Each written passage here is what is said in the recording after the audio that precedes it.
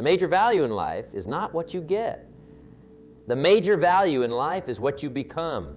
Those words have always rung true to me, and today, I want to explore with you one of the most powerful ways we can shape who we become by taking control of our minds. You see, folks, your mind is like a garden, and what you plant in that garden determines what grows. Now, I'm not talking about planting tomatoes or cucumbers.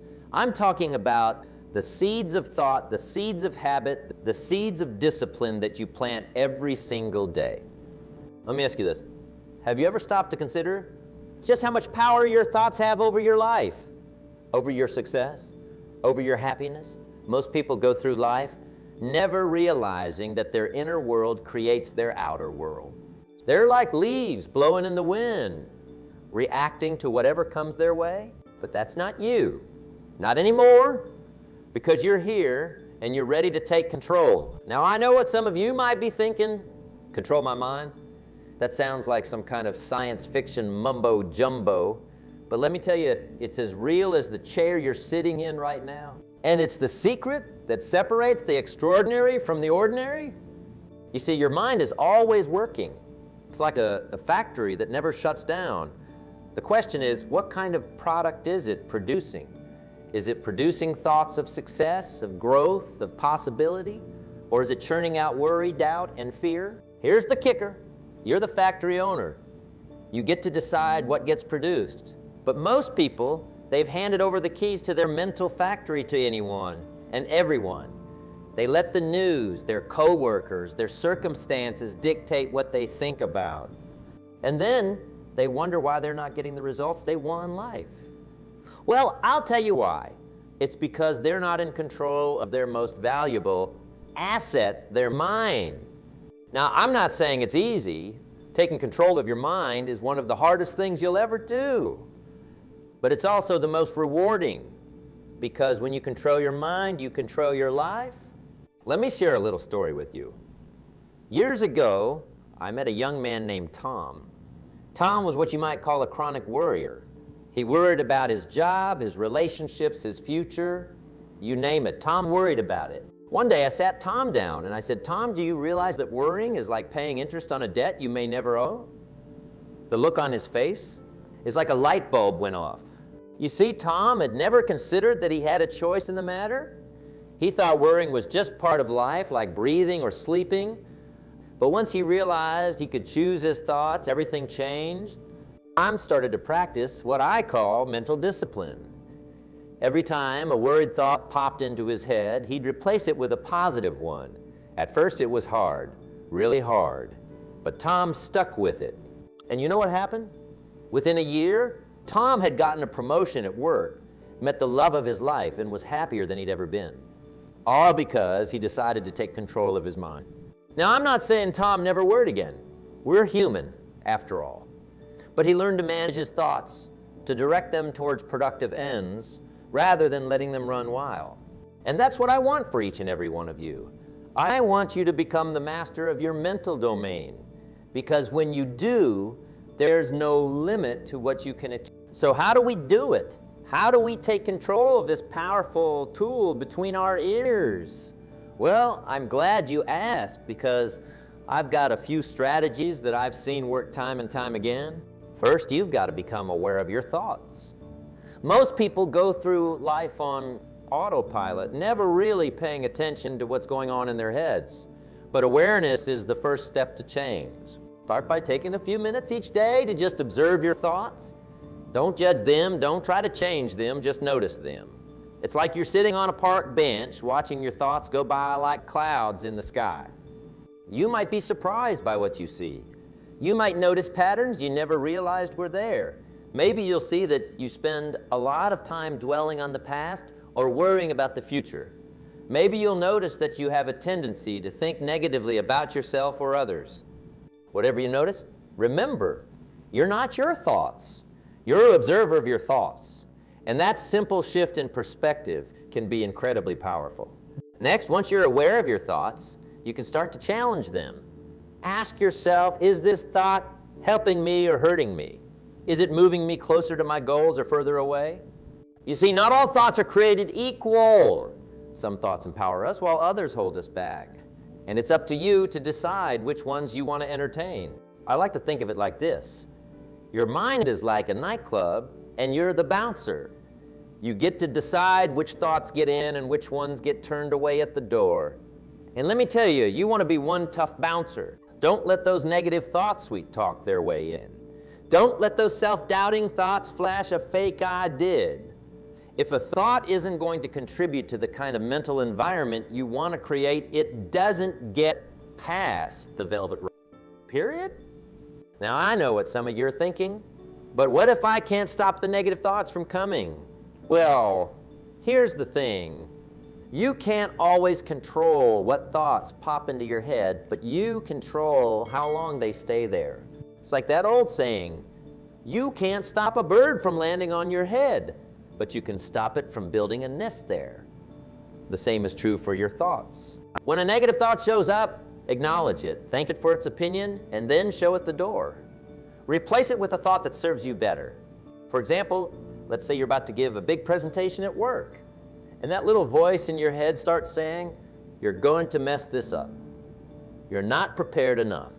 They're all going to laugh at you. Instead of letting those thoughts take root, replace them with something like, I've prepared for this. I know my material. I'm going to do my best, and that's all I can ask of myself. See the difference?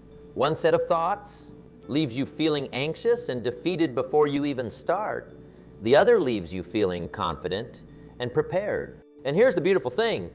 The more you practice this, the easier it becomes. It's like working out a muscle.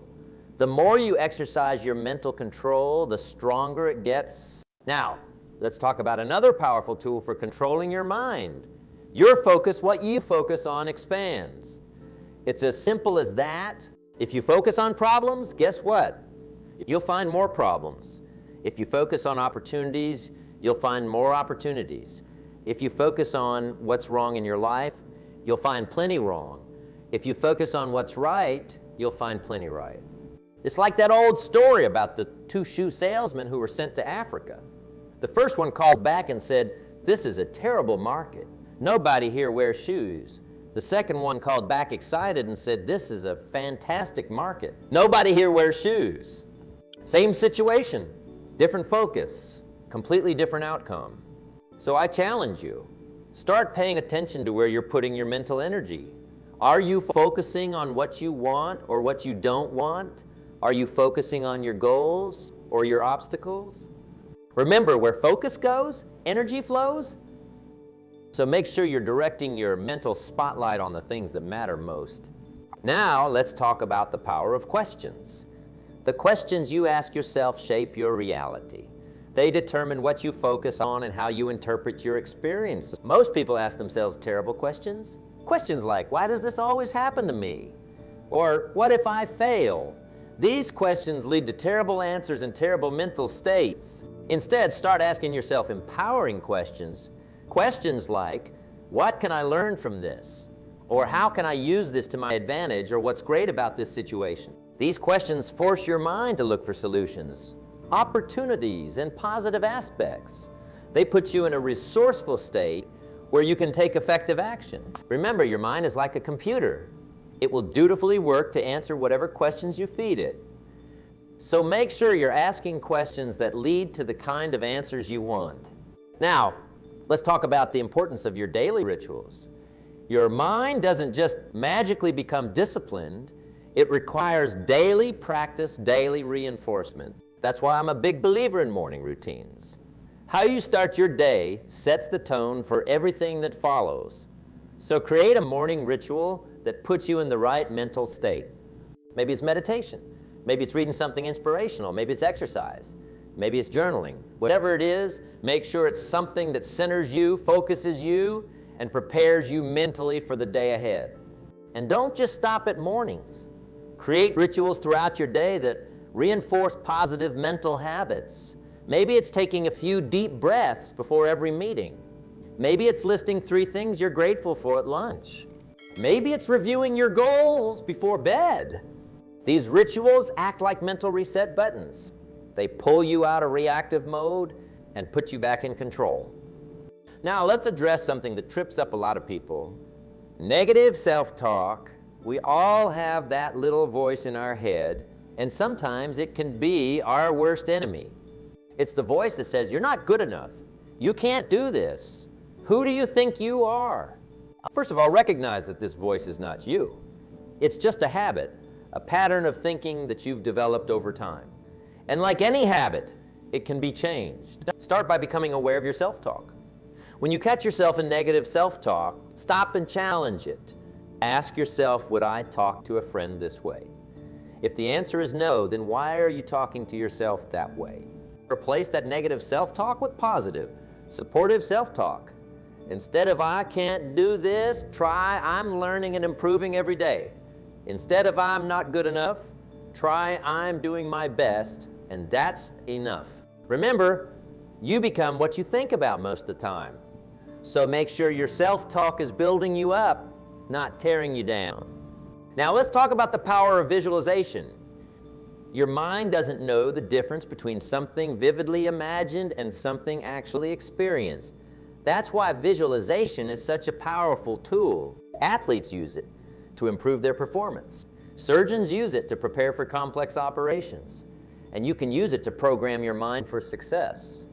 Take a few minutes each day to visualize your goals as if they've already been achieved. See yourself living the life you want, doing the things you want to do, being the person you want to be. Make it as vivid as possible. Use all your senses. What do you see? What do you hear? What do you feel? The more you can make it in your mind, the more your subconscious will work to make it a reality. This isn't some kind of magical thinking. It's about programming your mind to recognize opportunities, to stay motivated, to take the actions necessary to achieve your goals. Now, let's address something that holds a lot of people back, the fear of failure. This fear can paralyze us, keep us from taking risks, keep us from growing. But here's the thing, failure is not your enemy. Failure is your teacher. It's your opportunity to learn, to grow, to get better. Think about it. Every successful person you admire has failed, probably many times. The difference is they didn't let failure stop them. They used it as fuel. So I want you to start embracing failure. See it as feedback, not as a final verdict on your abilities or your worth. When you fail at something, ask yourself, what can I learn from this? How can I use this to get better? This shift in perspective takes the sting out of failure and turns it into a powerful tool for growth. Remember, the only real failure is the failure to learn from your mistakes. Now let's talk about the company you keep. Jim Rohn. And yes, I'm talking about myself in the third person here. One said, you are the average of the 5 people you spend the most time with. Your environment shapes your thinking more than you might realize. If you're surrounded by negative, cynical people, guess what? It's going to be a lot harder to maintain a positive, growth-oriented mindset. On the flip side, if you surround yourself with positive, ambitious people, their mindset will rub off on you. Their success will inspire you. Their support will lift you up. So take a good, hard look at the people in your life. Are they elevating you or holding you back? Are they feeding your dreams or starving them? Now, I'm not saying you should cut people out of your life, but you might need to limit your exposure to negative influences and seek out more positive ones. Join a mastermind group, find a mentor, attend seminars and workshops where you can connect with like-minded individuals. Create an environment that supports the kind of mindset you want to cultivate. Let's talk about the power of gratitude. Gratitude is like mental magic. It has the power to transform your entire outlook on life. When you're grateful, it's impossible to be negative. When you're focused on what you have, you can't focus on what you lack. When you appreciate the good in your life, you attract more good into your life. Make gratitude a daily practice. Every day, take a few minutes to think about what you're grateful for. It could be big things like your health or your family. It could be small things like a good cup of coffee or a beautiful sunset. The more you practice gratitude, the more you'll find to be grateful for. It's like tuning your mind to a different frequency. Suddenly, You start noticing all the good things that were there all along. Now let's address something that's become increasingly important in our modern world: managing information overload. We're bombarded with information 24/5. News, emails, messages, notifications. It's enough to make your head spin. And here's the thing, not all of this information is beneficial. A lot of it is just noise, and that noise can clutter up your mind, making it harder to focus, harder to think clearly, harder to stay positive. So you need to be intentional about what information you let into your mind. Be selective about what you read, what you watch, what you listen to. Choose sources that inform you, inspire you, elevate you. And don't be afraid to unplug regularly. Give your mind some quiet time to process, to reflect, to recharge. Some of your best thinking will happen when you step away from the constant stream of information. Now let's talk about the power of affirmations. Affirmations are positive statements that you repeat to yourself regularly. They're like mental programming, a way to override negative thought patterns and instill more positive ones. Some people are skeptical about affirmations, but here's the thing. Your mind is always affirming something. The question is, are you choosing those affirmations consciously, or are you letting your subconscious habits choose for you? Create a set of affirmations that reflect the mindset you want to cultivate. Statements like, I am capable of achieving great things. I learn and grow every day. I am worthy of success and happiness. Repeat these affirmations daily, preferably out loud. Say them with conviction. Even if you don't fully believe them at first, keep at it. Remember, repetition is the mother of skill. The more you repeat these positive affirmations, the more they'll become your default way of thinking. Now let's address something that trips up a lot of people: perfectionism. Perfectionism might seem like a positive trait, but it can be incredibly damaging to your mental health and your productivity. Perfectionists often have a hard time starting tasks because they're afraid they won't do them perfectly. Or they have trouble finishing tasks because they're never quite satisfied with the results. Here's the truth: perfection is an illusion.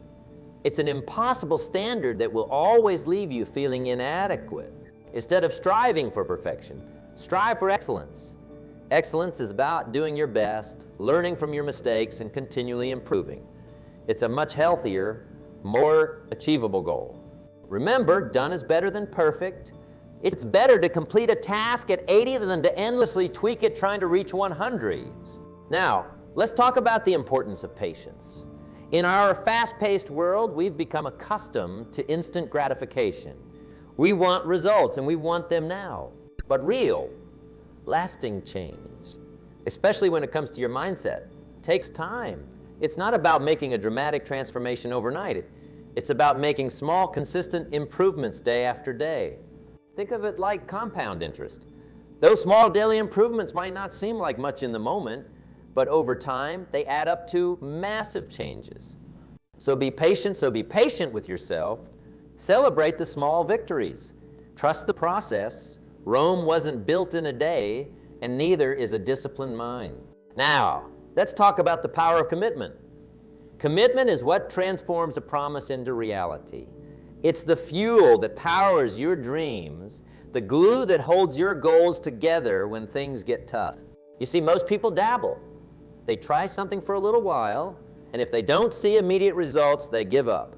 They're like butterflies, flitting from flower to flower, never staying long enough to gather any real nectar. But successful people, people who achieve great things, they commit. They decide what they want, and they stick with it through thick and thin. Commitment means saying, this is what I'm going to do, no matter what. It means pushing through the hard times, the doubts, the setbacks. It means staying the course, even when you don't feel like it, even when it's not convenient, even when others don't understand.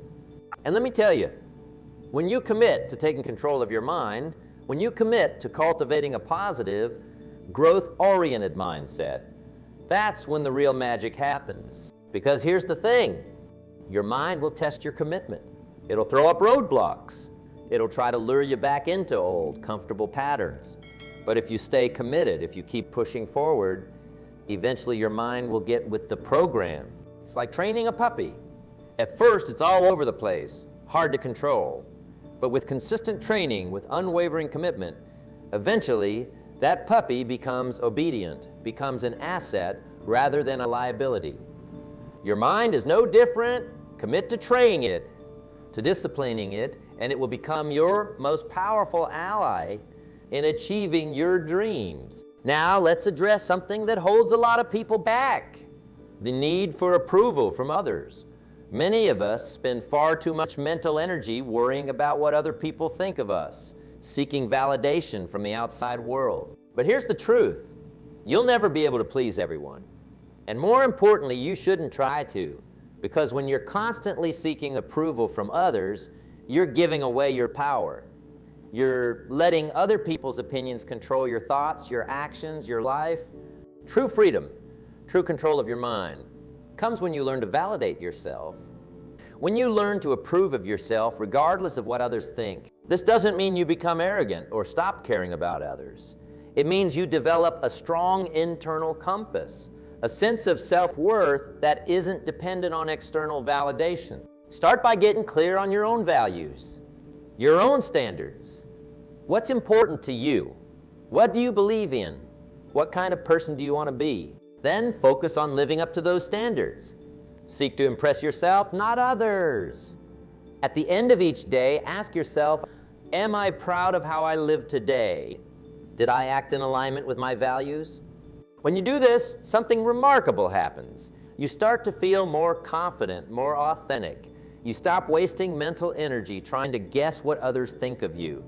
You become immune to criticism and judgment because you know your own worth. And ironically, when you stop seeking approval from others, that's often when you start to gain it, because people are attracted to those who are self-assured, who know who they are and what they stand for. Now let's talk about the power of decisiveness. Indecision is a major drain on your mental energy. When you're constantly waffling, constantly second-guessing yourself, you create mental friction that slows you down and stresses you out. Successful people, people who have mastered their minds, they're decisive. They gather the necessary information, they consider their options, and then they make a decision and move forward. They understand that a good decision made quickly is often better than a perfect decision made too late. They know that action brings clarity, that you learn more from doing than from endless deliberation. So practice being decisive in your daily life. Start with small decisions: what to have for lunch, what to wear, what book to read next. Make a choice and stick with it. As you build this habit of decisiveness, you'll find that it becomes easier to make bigger decisions. You'll trust yourself more. You'll act with more confidence. And here's the best part: even if you make the wrong decision, you'll learn from it. You'll gain experience that will help you make better decisions in the future. But if you never decide, if you're always stuck in analysis paralysis, you'll never move forward. Now, let's address a major obstacle to mental control: the habit of complaining. Complaining is like mental rust. It corrodes your positivity, eats away at your motivation, and spreads negativity to those around you. And the worst part is, complaining is addictive. The more you do it, the more your brain gets wired to focus on the negative. It becomes a habit, a default response to any challenge or inconvenience. But here's the thing: complaining never solves anything. It doesn't change the situation, it just changes you, and not for the better. So I challenge you to go on a complaint fast. For the next week, commit to not complaining at all. Not out loud, not in your head. If you catch yourself starting to complain, stop and ask yourself, how can I reframe this situation positively? What can I do to change it or accept it? This isn't about ignoring problems or pretending everything is perfect. It's about shifting your focus from problems to solutions, from what's wrong to what you can do about it. You'll be amazed at how this simple shift can change your entire outlook. You'll start to see opportunities where before you only saw obstacles.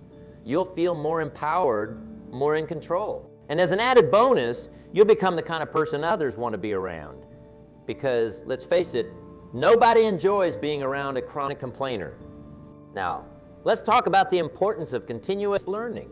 Your mind is like a parachute. It only works when it's open. And one of the best ways to keep your mind open, to keep it sharp and flexible, is through constant learning. In today's rapidly changing world, the ability to learn, unlearn, and relearn is crucial. The most successful people, the ones who truly control their minds, are lifelong learners. They're constantly seeking new knowledge, new skills, new perspectives. They read voraciously. They ask questions. They seek out experiences that challenge their assumptions and expand their horizons. Make learning a daily habit. Read a book, listen to a podcast, take an online course. Seek out people who know things you don't and learn from them. Be curious about everything. And remember, learning isn't just about acquiring information. It's about applying what you learn, about turning knowledge into wisdom. As you commit to continuous learning, you'll find that your mind becomes more agile, more adaptable. You'll be better equipped to handle whatever challenges come your way.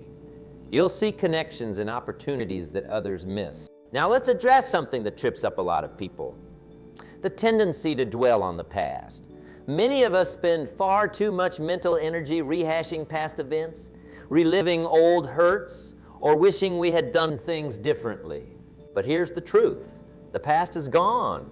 You can't change it. All you can change is how you think about it and what you do with the lessons it taught you. Dwelling on the past is like driving a car while constantly looking in the rearview mirror. You're going to crash. You need to glance at the past for context, for lessons, but your focus needs to be on the road ahead. So when you find yourself dwelling on the past, gently but firmly redirect your thoughts to the present and the future. Ask yourself, what can I do right now to move forward? What do I want my future to look like? And what can I do today to make that happen? Remember, your past does not define you. It's simply a series of lessons that have prepared you for this moment, for the opportunities that lie ahead. Now, let's talk about the power of forgiveness.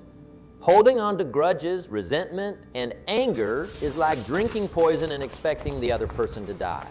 It doesn't hurt them. It hurts you. It occupies valuable mental real estate that could be used for more productive thoughts. Forgiveness isn't about condoning what happened or pretending it didn't hurt.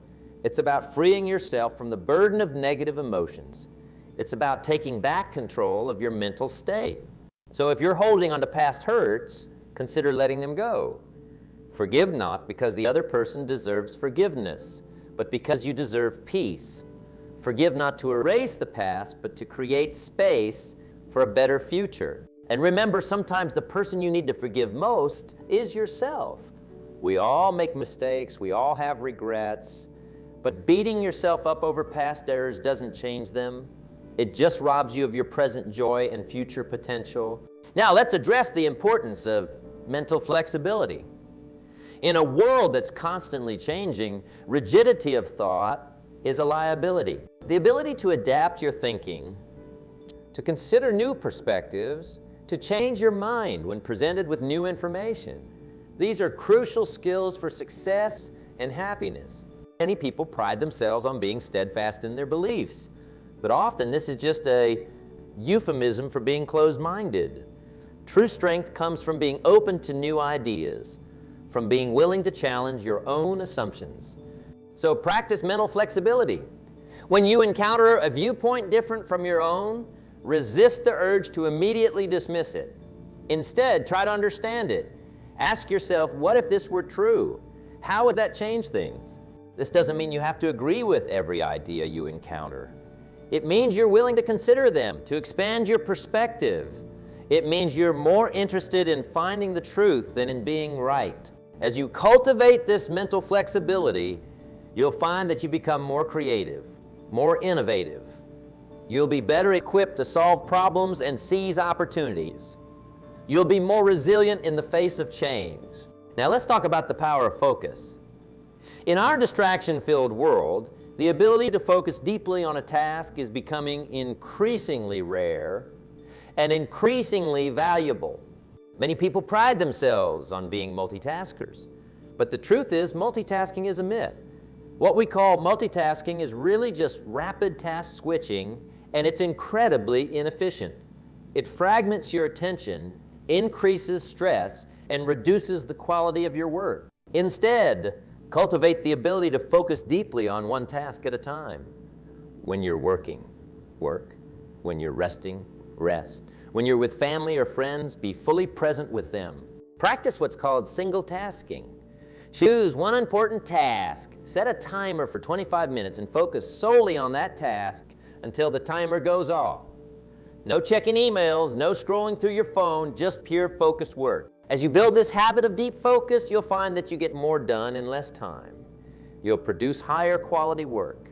You'll feel a sense of accomplishment and flow that scattered attention never provides. Now, let's address something that holds a lot of people back. The fear of the unknown. Our minds are wired to prefer the familiar. Even if the familiar isn't serving us well, we often stay in unsatisfying jobs, relationships, or situations simply because we're afraid of the unknown alternatives. But here's the thing. Everything you want is on the other side of fear. Growth, opportunity, success. They all lie beyond your comfort zone. So start embracing the unknown.